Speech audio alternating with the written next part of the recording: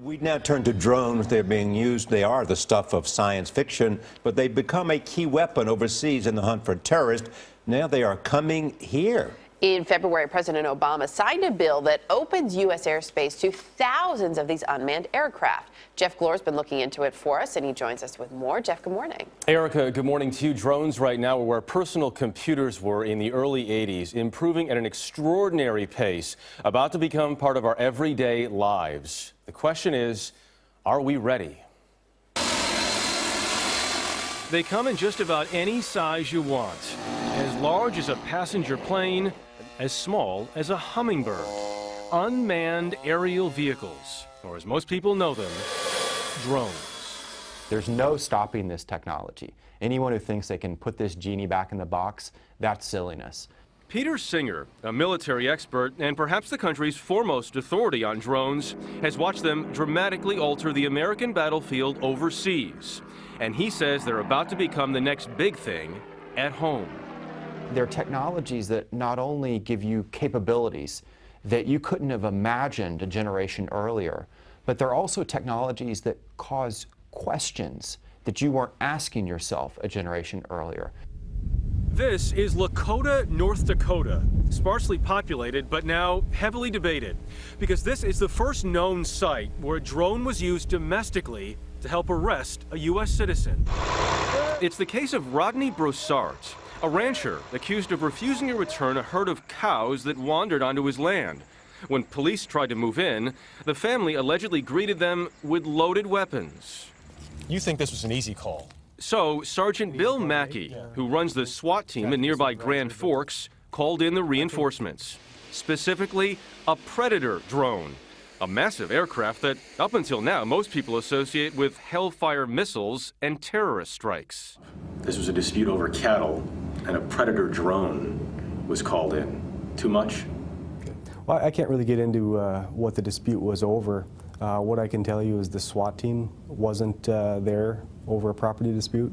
The SWAT team was called out to render assistance, reference armed subjects, and using the unmanned aerial vehicle seemed appropriate in this instance.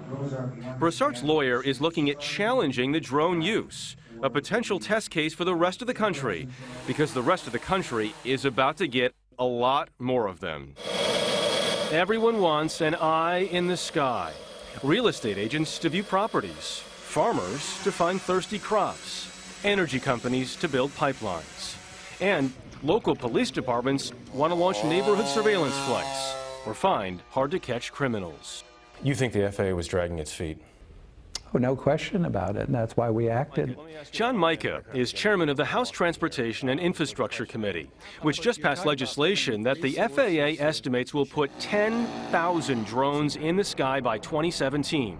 The catch? The issues involved with robotics, they go well beyond safety. Singer says that while the legislation did put in place rules to prevent drones from colliding with jets, it did little to clarify who can operate them and who can be watched. That drone is not just picking up information on, say, what's happening at that specific scene. It's picking up everything else that's going on. Basically, it's sort of recording footage from a lot of people that it didn't have their approval to record footage. You're sitting in your backyard in Florida on a weekend. Yeah. You see a drone flying overhead. Does that concern you?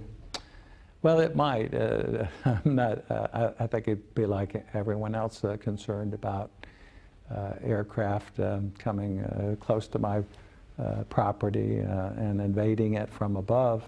Right now, should people be worried that Big Brother's coming to watch them? Well, there's always that concern, but there are means of tracking folks through their cell phones, their computer usage. We live in a new age. This is where they get made. This is the factory. AeroVironment is where 90% of the military's small drones are made. And it's a factory floor we needed Defense Department clearance to enter. AV's next big market, drones for local police departments. Does the average person understand how much these can see right now?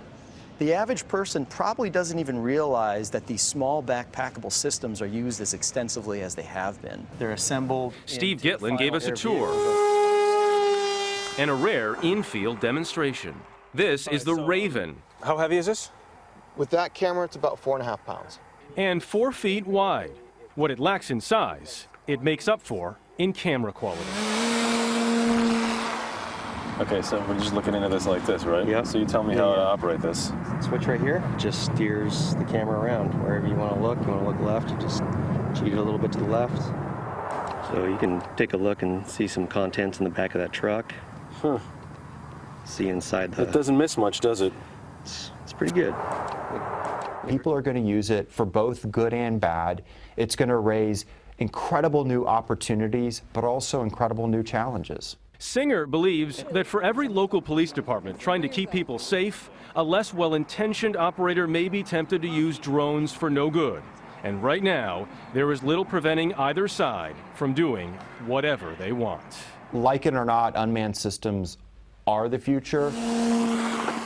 Unfortunately, we're really not ready for them, and everything from our policies to our laws to the deep, deep ethical questions. This is one of those classic cases, good and bad. Science will not be stopped, but It won't be moving right. too fast. Yeah. I mean, as we said in the beginning, I mean, it's where personal computers were about 30 years ago, where the horseless carriage was in 1910. You know, nobody knew what was going to happen. We just knew it was going to happen. And the question is, as we said here, are we ready, and how do we accommodate for what's about to happen? Beyond that, who gets them? Well, primarily at first, it's going to be local law enforcement. They want these because they want to spend, let's say, $50,000 on a drone instead of spending $50,000 on a cruiser. So they can help in some of these missions, and that is finding someone who might be missing, an elderly person who wandered off, a criminal who might be hard to catch. That is likely up first. It's why there's so much more we want to ask Yeah. you, but we're out of time. So. But the other question here is that, you know, the person who wants to build it in their backyard. I mean, are they going to apply for a certificate of authorization with the FAA? I would think no. Just Right. build it and put it up in the